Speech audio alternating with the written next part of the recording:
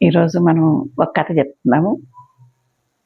ఒక ఊర్లో ఒక రాజుగారు కాశీయాత్ర చేద్దామనేసి దండోర ఏపిస్తాడు ఊర్లో అందరికీ. నేను కాశీయాత్రకి వెళ్తున్నాను, ఎవరెవరు వస్తారో అందరూ కూడా నా వెంట రావచ్చు, అందరూ కలిసి సామూహికంగా వెళ్ళి కాశీయాత్ర చేసేసి వస్తాము అంటే, సరే అందరూ రాజుగారి వెంట మనం కూడా వెళ్దాము, కాశీ చూసుకొని వద్దాం అని చెప్పేసి ప్రతి ఒక్కరు చేతనైన వాళ్ళందరూ ఉన్న వాళ్ళందరూ బయలుదేరుతారు.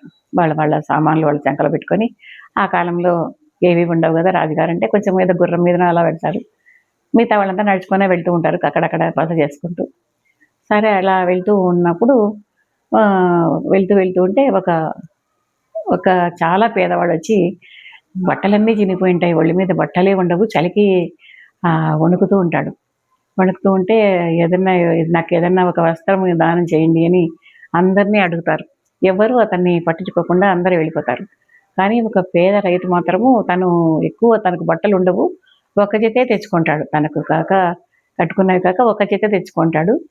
సరే ఆయనకెందుకో బాధ వేసేసి, నేను కావాలంటే టవల్ కట్టుకొని స్నానం చేద్దాంలే, నాకు నాకు ఒకటన్నా ఉంది కదా, ఇతనికి అది కూడా లేదు కదా అని చెప్పేసి ఆ పంచ ఆ పేదవాడికి ఇచ్చేసేసి వెళ్ళిపోతాడు. అలా అలా వెళ్తూ ఉంటే ఇంకా ఎండ ఎక్కువైపోతుంది.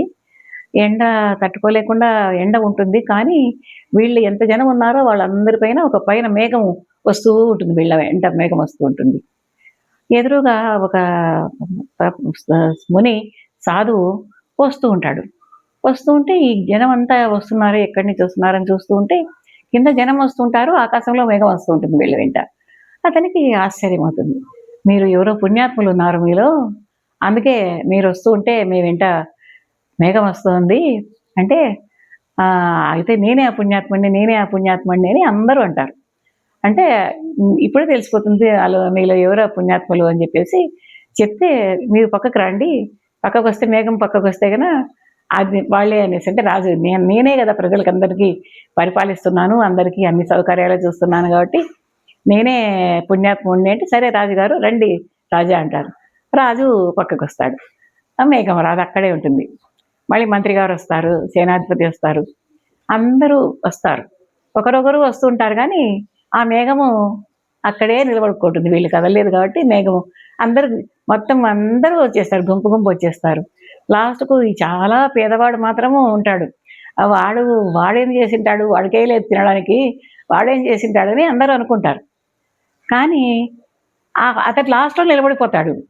అందరూ వచ్చేసిన వాడున్నప్పుడు కూడా మేఘం అక్కడే ఉంటుంది, ఆ పేద రైతు ఉన్నప్పుడు. అదేంది పేద రైతు ఇదొక్కడు, ఈయన అందరూ ఎంతమంది పోయినా మేఘం కదలలేదే, నువ్వు కదులు అంటారు సాధువు. అంటే ఆయన కదులుతాడు, మేఘం కదులుతుంది.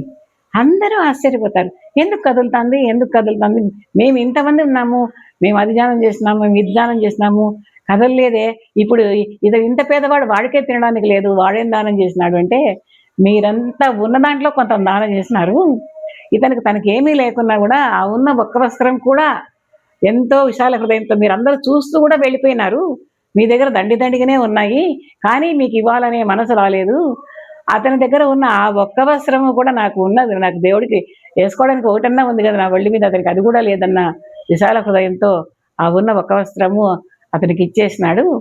అందుకే ఆయన దానశీలతకు ఆ మేఘము సంతోషంగా ఆయన వెంటనే నీడ పెట్టుకుంటూ వస్తోంది, అతని వల్లనే మీరంతా కూడా నీడ కింద ఉన్నారు, నీడలో ప్రయాణిస్తున్నారు అని ఆ సాధువు చెప్తే, అప్పుడు అందరికీ అవును కదా, మనకు ఉన్నంతలో మనము పరులకు సహాయం చేస్తూ ఉండాలి అనేసి అందరూ అనుకుంటారు.